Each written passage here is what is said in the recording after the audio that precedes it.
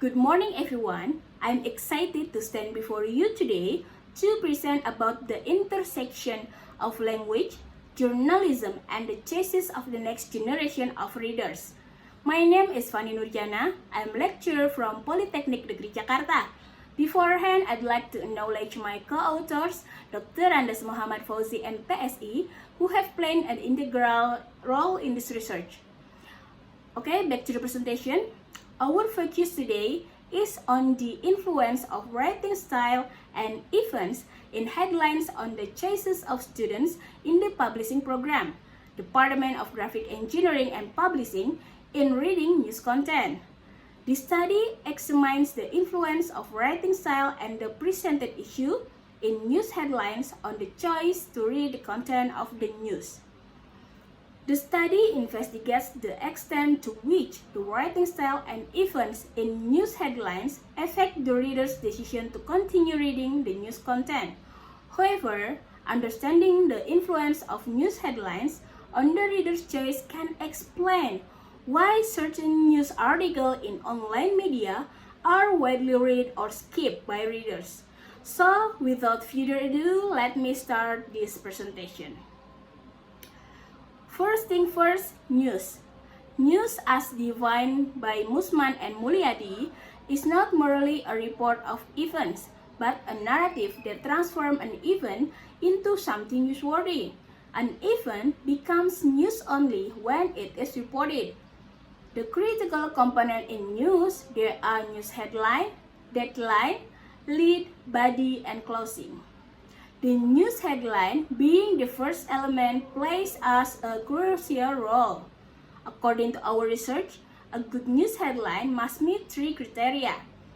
1. Brevity, written briefly with a maximum of 7 or 12 words. 2. Active voice, conveyed in an active voice. And the last, factual content, must contain fact. If it is opinion, the source must be mentioned. Okay, the next, based on our analysis of 30 news headlines from Kumparan and CNBC News conducted on March 28 and 29, 2023, we observed intriguing pattern. First, length, majority within 7 to 12 words, with CNBC News having higher percentage. Second, sentence structure. CNBC News had a higher percentage of active voice, while Kumparan had more passive voice. And then content. CNBC News had more opinion content, while Kumparan leaned toward factual content. And the last, topics. Economic events dominated in both, with variation in religious and political events. Next, our literature review explores the structure of news, the elements of news headlines, and the state of news headline in recent years. While headlines are essentials for providing information, recent studies show a range of issues, from metaphors, spelling error to the rise of clickbait strategies. And then there is a prominence value, proximity, and sentiment of the headlines were also rated very positively by respondents when clicking on the main headlines. This means that news containing prominent events influence readers to click on the headlines. Next, lexical incongruities including homonym, polysemy, and semantic opposition, as well as grammatical incongruities due to incorrect punctuation usage. As a result, more respondents struggle to understand the news headline effectively. And the last, news headlines serve as advertisement for news. They introduce the content and prompt readers to decide whether the news is useful or not, to read it or skip it. And then this literature review converges into a single research question. How far writing styles such as active-passive voice and factual content and even in news headlines determine the reader's choice to read the content? Our research focused precisely on this, aiming to unravel the intricate relationship between these variables. Based on above description, it can be proposed as a hypothesis. There is an influence of news headline, writing style, and events in news headlines on the reader's choice to read the content. Okay, the population of the study consists of students in the publishing program, Department of Graphic Engineering and Publishing. Around 255 students, consists of 125 in the third semester and 130 in the fourth semester.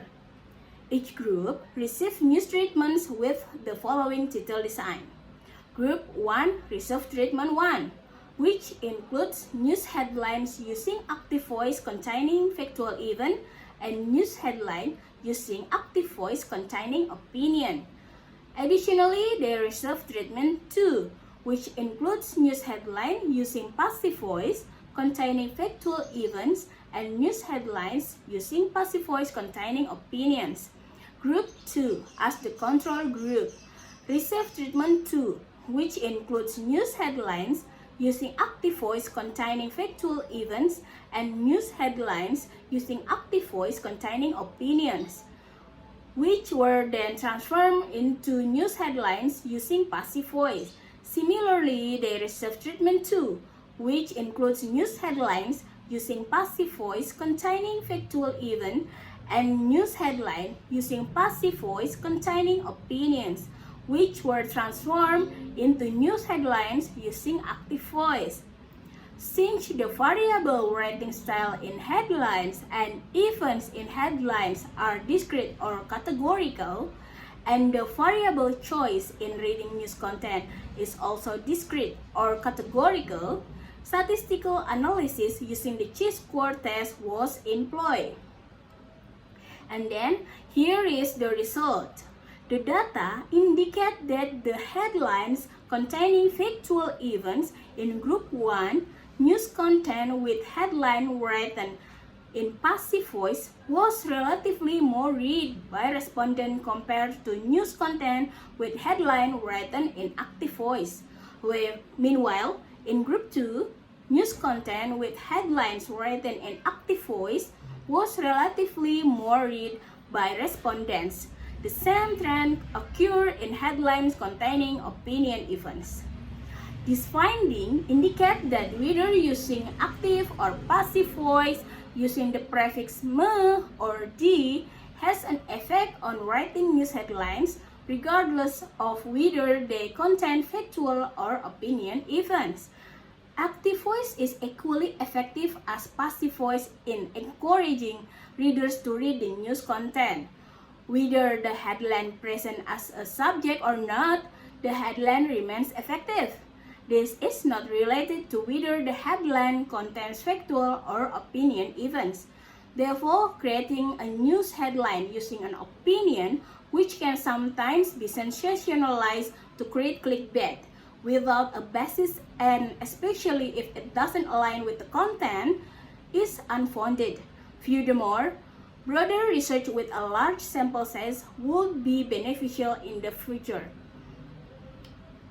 Okay, that's all my presentation. Thank you for your attention and I look forward to any question or discussion that might arise. Thank you.